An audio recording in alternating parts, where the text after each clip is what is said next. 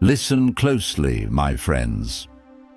There are people in this world who walk through chaos, and somehow nothing touches them. They get disrespected, but they don't react. They face pressure, but they don't break. They lose things, but they don't lose themselves. And when you look at them closely, you realize something strange. It's not that life is easier for them, it's that they've trained their mind in a way most people never will. Right now, you think your biggest problem is stress, people, overthinking, emotions.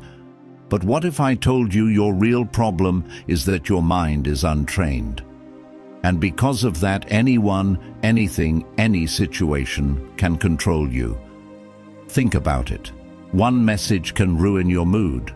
One insult can destroy your confidence. One bad day can break your momentum. That means you are not in control. And in a world like this, where people are easily triggered, easily distracted, easily manipulated, the person who controls their mind controls everything. So in this video, I'm going to show you 10 powerful lessons that will make you mentally strong, calm under pressure, and emotionally untouchable. Not surface-level advice, but deep, practical, philosophical principles inspired by thinkers like Marcus Aurelius, Epictetus, and others. But understand this, these lessons are not easy. They will challenge you, they will expose you, they will force you to confront parts of yourself you've been avoiding, and most people will quit halfway. But if you stay till the end, you won't just feel motivated, you will start thinking differently. Let's begin.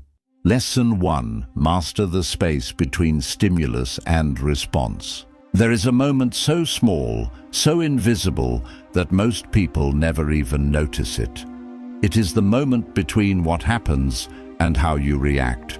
Someone insults you, there is a moment. Something goes wrong, there is a moment.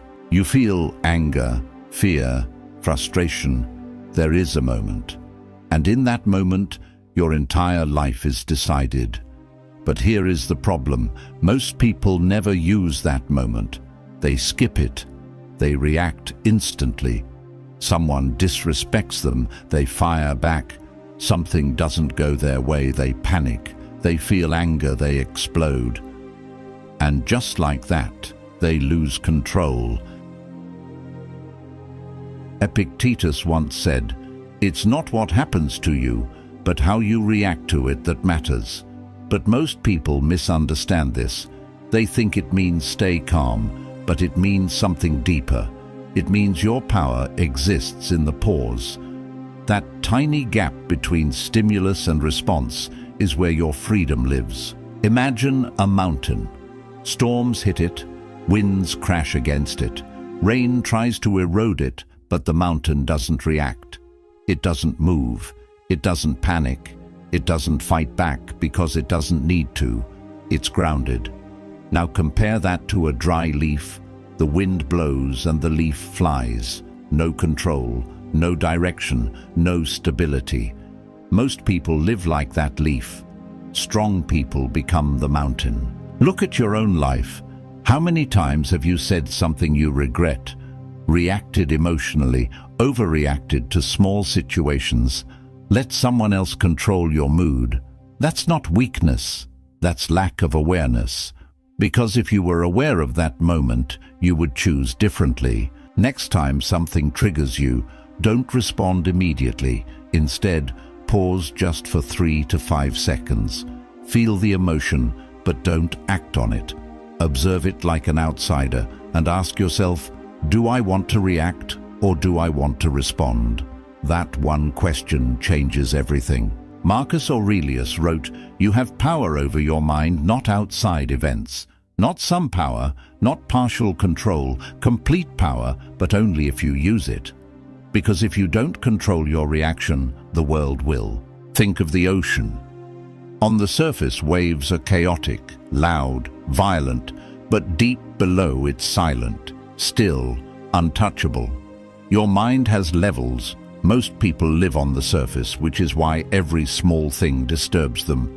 But when you train yourself to pause, you drop deeper and suddenly nothing shakes you the same way. The moment you stop reacting instantly, you stop being controlled. You stop being predictable. You stop being manipulated. You stop being weak in emotional situations. And slowly you become someone people can't read easily, someone who doesn't break under pressure, someone who chooses instead of reacts. That is power. Lesson 2. Detach your ego from what happens. Let me tell you something most people never realize. You are not hurt by what happens. You are hurt by what you think it means. Read that again, because this one idea alone can free you from 80% of your emotional pain. Something happens. Someone ignores you. You fail at something. Someone disrespects you. And instantly your mind creates a story. They don't respect me. I'm not good enough. I always fail. Something is wrong with me. But here's the truth. The event was neutral. The pain came from your interpretation. Epictetus said men are disturbed not by things, but by the views they take of them. This is where most people lose control. They don't separate reality from their ego. They take everything personally, and everything becomes about them. And when your ego is attached to everything, everything can hurt you. Imagine a mirror in a forest. Whatever stands in front of it, it reflects. A lion walks by, it reflects the lion. A storm passes, it reflects the storm. A broken tree falls, it reflects that too. But the mirror is never affected. It doesn't become the storm. It doesn't become the destruction. It just reflects reality as it is. That's how your mind should work. But instead, most people are like muddy water. Anything touches them, and they get disturbed. Their clarity disappears. Let's say someone doesn't reply to your message. Reality is they didn't reply. That's it. But your mind says they're ignoring me. They don't value me. I did something wrong. Now your mood changes. Your energy drops. You start overthinking. All because of a story you created, not reality. From now on, start separating two things: what actually happened and what you're telling yourself about it. Train your mind to say, this is what happened, and this is just my interpretation. That one habit breaks emotional illusions. Marcus Aurelius practiced this daily. He would strip events down to their raw form. Instead of saying, this is terrible, this is unfair, he would say, this is just an event, nothing more. Because when you remove emotional labeling, you remove unnecessary suffering. Think about the sky. Clouds come and go, storms appear and disappear, lightning strikes, rain falls. But the sky remains unchanged. Your thoughts, your emotions, your situations, they are clouds. But your awareness is the sky. And the moment you identify with the sky instead of the clouds, you become untouchable. When you detach your ego, something powerful happens. You stop taking things personally. You stop reacting emotionally. You stop being easily hurt. And suddenly people lose power over you because they can't control your interpretation anymore. The moment you stop making everything about yourself, you free yourself from unnecessary pain. You start seeing clearly, thinking clearly, living with control, and that's rare. Lesson 3. Protect your energy like it's your life. Let's get brutally honest. Your biggest problem is not lack of time, it's lack of controlled energy. You wake up motivated, but by the end of the day you feel drained, irritated, and mentally exhausted, and you think you just need rest. But that's not the real issue. You're leaking energy all day long and you don't even notice it. It's not the big problems that destroy you, it's the small, constant drains. Pointless conversations, negative people, overthinking, scrolling, comparing, reacting to everything. Every time you engage with something unnecessary, you lose a piece of your mental power. Marcus Aurelius wrote, "The soul becomes dyed with the color of its thoughts," meaning whatever you expose your mind to, you become. If you surround yourself with chaos, you become chaotic. If you consume negativity, you become negative. And if you don't control your environment will control you. Imagine a clean river flowing through a forest, clear, calm, pure. Now imagine toxic waste slowly being dumped into it, not all at once, but little by little. At first nothing seems different, but over time the water becomes polluted. Life inside it starts dying. The flow becomes heavy and dirty. That's your mind. Every negative interaction and every useless distraction is pollution. And if you don't protect it, you slowly lose clarity. You talk to someone who constantly complains, and after 10 minutes you feel heavy. You scroll social media for 30 minutes, and now your focus is gone. You argue with someone over something small, and now your whole day feels off. These are not random effects. This is energy loss. Start asking yourself one question: is this worth my energy? Before replying, before engaging, before reacting, pause and evaluate. Because not everything deserves your attention, and attention is your most valuable resource. Epictetus taught you become what you give your attention to. So if you give your attention to nonsense, you slowly become part of it. But if you guard your attention, you build mental strength. Think of a tree in a harsh environment. If its roots are exposed to poison, it weakens. But if the roots are protected, even storms can't destroy it. Your attention is your root. Where you place it determines your strength. You can't be mentally strong if you're constantly surrounded by weakness. You can't stay calm if you keep feeding your mind chaos. You can't grow if your energy is being drained every day. Limit unnecessary conversations. Distance yourself from negative people. Reduce mindless scrolling. Stop reacting to everything. Spend time in silence. These are not small habits. These are energy shields. The moment you start protecting your energy, you stop feeling drained and start feeling powerful, because now your mind is no longer open to everything, it's controlled. And control is where strength begins. Lesson 4. Kill your expectations before they kill your peace. Let me ask you something. Why do you get frustrated? Why do you feel disappointed, angry, or irritated? It's not because life is hard. It's because life didn't go the way you expected. Read that again. The hidden cause of suffering is expectation. You expect people to respect you. You expect things to go your way. You expect results for your effort. You expect fairness. And when reality doesn't match that expectation, you suffer. Not because of reality, but because of the gap between what is and what you wanted. That gap is where frustration is born. Marcus Aurelius understood this deeply. He trained himself every morning to expect difficult people, unfair situations, unexpected problems. Not because he was negative, but because he was prepared. Imagine a river flowing through rocks. The river doesn't expect a straight path. It doesn't get angry at obstacles. It doesn't stop and complain.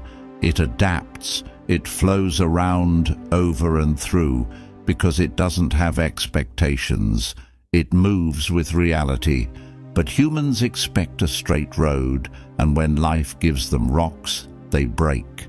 You help someone and expect appreciation, but they don't appreciate you, and now you feel hurt. But the pain didn't come from helping. It came from expecting something in return. You work hard and expect success. Things don't work out, and now you feel like a failure. Again, not reality, expectation. Start doing this. Before anything happens, tell yourself things might not go my way, people might disappoint me, plans might fail. This is not negativity, this is mental armor. Because when you expect less, you handle more. Epictetus said, "Do not seek for things to happen as you wish, but wish for things to happen as they do happen." That's power. It means stop trying to control reality and start aligning with it. Think about the weather. Sometimes it rains, sometimes it's sunny, sometimes it storms. You don't control it, but imagine getting angry every time it rains. Sounds stupid, right? But that's exactly what you do with life. You get angry at things you never had control over. Expectation is a silent contract that the world never signed, and every time that contract breaks, you suffer. Do your work without expecting results. Help people without expecting gratitude. Plan your day but accept uncertainty. Expect challenges before they happen. This doesn't make you weak. It makes you unshakable. The moment you stop expecting life to be perfect, you stop being disappointed by reality. You become flexible, calm, stable. Like the river, you don't fight life anymore. You flow with it. Lesson 5. Turn pain into power. Let's be real. You feel anger, you feel frustration, you feel pain. And your first instinct is, I need to get rid of this. So what do? You distract yourself, you suppress it, you avoid it. But here's the truth no one tells you. Your negative emotions are not the problem. Your inability to use them is. Anger, frustration, pain. These are not weaknesses. They are raw energy. Uncontrolled, they destroy you. Controlled, they build you. The Stoics never said don't feel. They said feel, but don't become. Meaning you can feel anger without letting it control your actions. You can feel pain without letting it define your identity. Think about a volcano. Inside there is pressure, heat, explosive energy. If it erupts uncontrollably, it destroys everything around it. But that same volcanic energy over time creates the most fertile land on Earth. Life grows from it. That's your anger. Uncontrolled destruction, controlled creation. Someone disrespects you and you explode, you argue, you lose control. Later you regret it. Same situation, but this time you stay silent. You take that anger and channel it into working harder, improving yourself, building discipline. Now that same anger just upgraded your life. Next time you feel a strong negative emotion, don't suppress it and don't react instantly. Instead, ask yourself, how can I use this? Turn anger into action, turn frustration into focus, turn pain into progress. Marcus Aurelius believed obstacles are not in your way, they are the way. Meaning the very thing hurting you is the thing meant to build you. Think of pressure deep inside the earth. Over time, that pressure creates diamonds. No pressure means no diamond. Same with you. No pain means no growth. If you keep avoiding discomfort, you stay weak. If you learn to use it, you become dangerous. When angry, train harder, work harder. When frustrated, focus deeper. When hurt, build something meaningful. When rejected, improve yourself. Don't waste emotional energy, redirect it. The moment you stop running from pain and start using it, you become unstoppable. Because now nothing can break you, everything becomes fuel. Lesson 6. Destroy overthinking by returning to the present. Let me ask you something. How much time do you spend thinking about things that haven't even happened yet? Be honest. You imagine worst-case scenarios, you replay conversations in your head, you stress about the future. And slowly you start feeling anxious without anything actually happening. Overthinking is not thinking. It's uncontrolled imagination. You are creating problems that don't even exist. You are fighting battles that are not real. And your mind reacts as if they are real. That's the trap. What this does to you is simple but dangerous. Your body feels stress, your energy drops, your focus disappears, your peace is gone. All because of something that only exists in your mind. The Stoics understood this deeply. They knew anxiety comes from living in a future that doesn't exist. Marcus Aurelius would constantly bring himself back to one question: what is happening right now? Not tomorrow, not later, right now. Think about a deer in the wild. When there's danger, it reacts instantly and runs. But once the danger is gone, it goes back to grazing. It doesn't sit there thinking, what if the lion comes back? What if I die tomorrow? It returns to the present. That's why it stays calm. Humans do the opposite. We sit safely and still create fear. You have an important conversation tomorrow. Instead of preparing calmly, you start imagining, what if I mess up?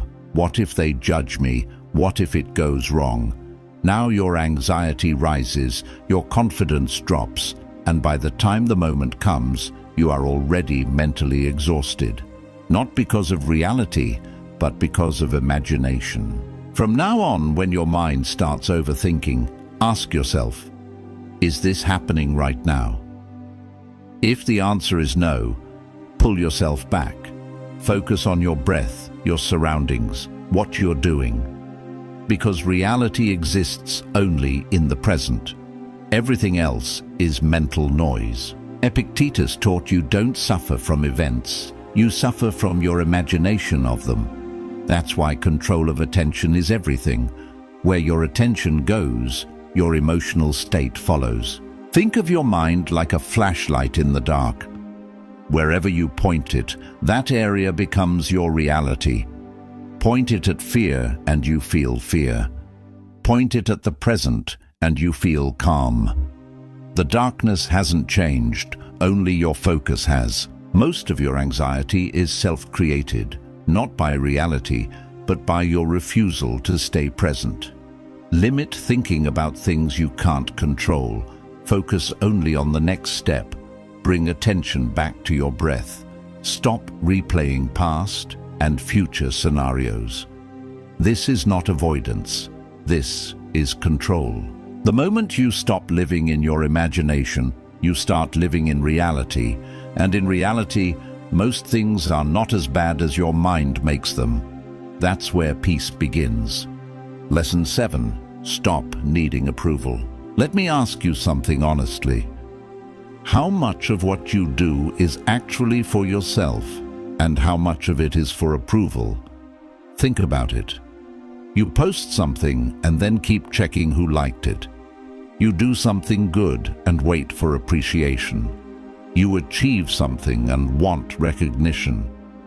And when it doesn't come, you feel unseen, unappreciated, not enough. That means one thing: your self-worth is in someone else's hands. The moment you start depending on approval, you lose freedom. Because now your mood depends on others, your confidence depends on others, your decisions depend on others. And slowly, you stop being yourself. You start performing, acting, adjusting, just to be liked. Marcus Aurelius wrote, "I am not made for what others think of me." Think about that. Most people live like this. If they like me, I'm valuable. If they criticize me, I'm worthless. That's emotional slavery. Look at the sun. It shines every day. It doesn't ask, do they like my light? Are they appreciating me today? It doesn't care if it's cloudy or if people notice. It just shines. That's power. Now compare that to a candle in the wind. A small breeze and it flickers. That's someone who depends on approval. You do something good but no one notices, and suddenly your motivation drops. Why? Because you weren't doing it for yourself, you were doing it for validation. And without it you feel empty. Start asking yourself daily, did I act according to my values? Not did people like me, or did I get praised? If the answer is yes, that's enough. Because real confidence comes from self-respect, not applause. Epictetus taught, if you want to improve, be willing to be seen as foolish, meaning stop trying to look perfect, stop trying to impress everyone, because growth requires discomfort, and approval seeking kills growth. Think of a tree growing in the forest. It doesn't compare itself, it doesn't ask for validation, it doesn't stop growing because no one is watching. It grows because that's its nature. That's how you should live. If praise can make you feel powerful, criticism can destroy you, because both come from external control. So do things even when no one is watching. Stop checking for validation constantly. Accept that not everyone will like you. Focus on your standards, not others' opinions. Build a system where your opinion about yourself matters more than anyone else's. Because the moment you stop needing approval, you become free. Free from opinions, free from pressure, free from emotional dependence. And when you're free, you become dangerous in a world full of approval seekers. Lesson 8. Learn to sit with yourself. Let's be honest. When was the last time you sat alone with no phone, no music, no distraction, just you and your thoughts? Most people can't do it. The moment silence appears, they reach for something. A screen, a video, a conversation. Why? Because deep down they are uncomfortable with themselves. Silence is not the problem. What comes in silence is the problem. Your thoughts, your insecurities, your fears, your unresolved emotions, and instead of facing them, you escape. But here's the truth. What you avoid controls you. The Stoics didn't run from their mind, they trained it. They spent time in stillness, reflecting, observing, understanding. Because they knew if you can't sit with yourself, you can't control yourself. Imagine a lake. When the surface is disturbed, you can't see anything clearly. Everything is blurry and unstable. But when the water becomes still, it reflects everything perfectly, clear and undistorted. That's your mind. When you're constantly distracted, your thoughts are unclear and emotions unstable. But in stillness, clarity appears. You feel something off, stress, anxiety, confusion. And instead of understanding it, you distract yourself. You scroll, you watch, you talk, you escape. And temporarily it feels better, but later it comes back stronger because you never faced it. Start small. Every day sit in silence for 10 minutes, no phone, no music, no distractions. Just observe. Don't fight your thoughts. Don't judge them. Just watch like clouds passing in the sky. Marcus Aurelius used to write to himself daily, not for others, not for validation, but to understand his own mind. That's why he was calm, because he knew himself. And when you know yourself, nothing surprises you. Think of the night sky. During the day you can't see the stars because of too much light and noise, but at night in silence the stars appear. They were always there, you just couldn't see them. Same with your mind. Clarity is already inside you, you just never stay still long enough to see it. If you can't be alone with your thoughts, you'll always depend on distractions. And distraction is silent weakness. Sit in silence daily, journal your thoughts, observe your emotions without reacting, reduce constant stimulation. This is not doing nothing, this is mental training. The moment you become comfortable in silence, you become powerful in chaos. Because now your peace doesn't depend on the outside world, it comes from within. Lesson 9. Stop letting small things control you. Let me ask you something. The thing that's stressing you right now, will it matter in 1 year? Think carefully. That argument, that mistake, that embarrassment, that delay, will it still matter? Most of the time, no. Yet right now, it feels huge, overwhelming, like it's everything. The hidden problem is simple. Your perspective is too small.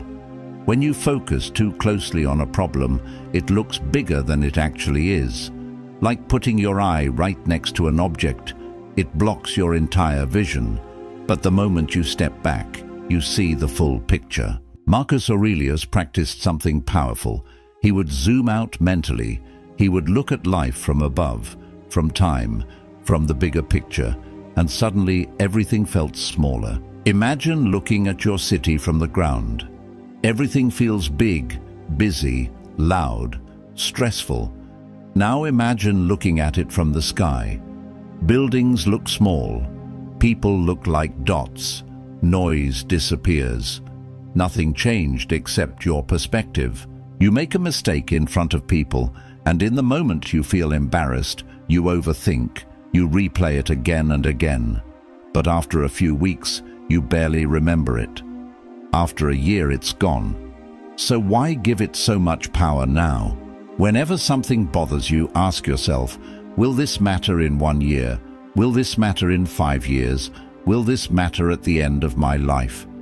If the answer is no, don't give it your peace. The Stoics believed you should focus only on what truly matters because your energy is limited. If you waste it on small things, you won't have enough for important things. Think about the universe, galaxies, stars, endless space. Now think about your problem. Where does it stand? Almost nothing. This doesn't make your problem meaningless, it makes it manageable. You are not stressed because life is too hard. You are stressed because you treat everything as important.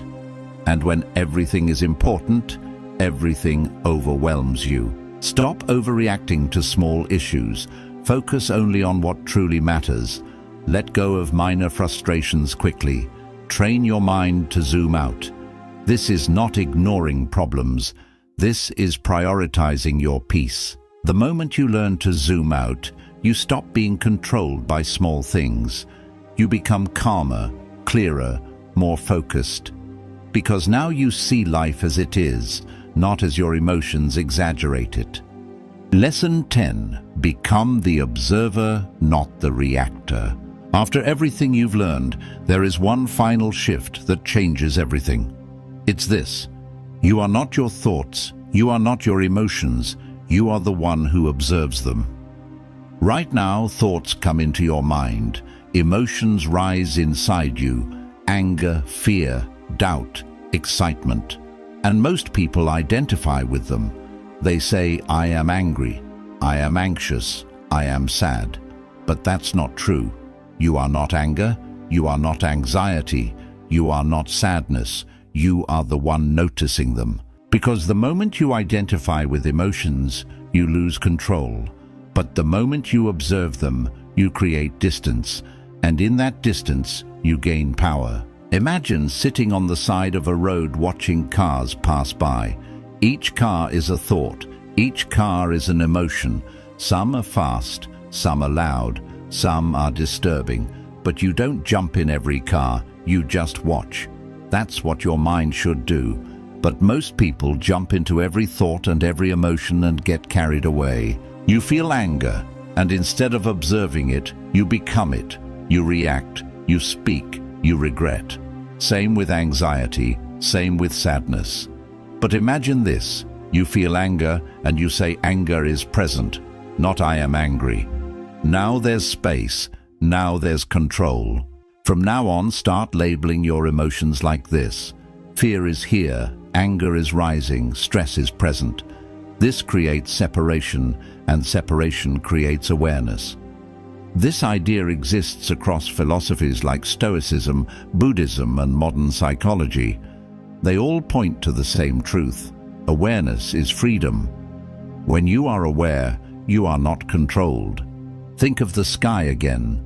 Clouds come and go, storms pass, but the sky never changes.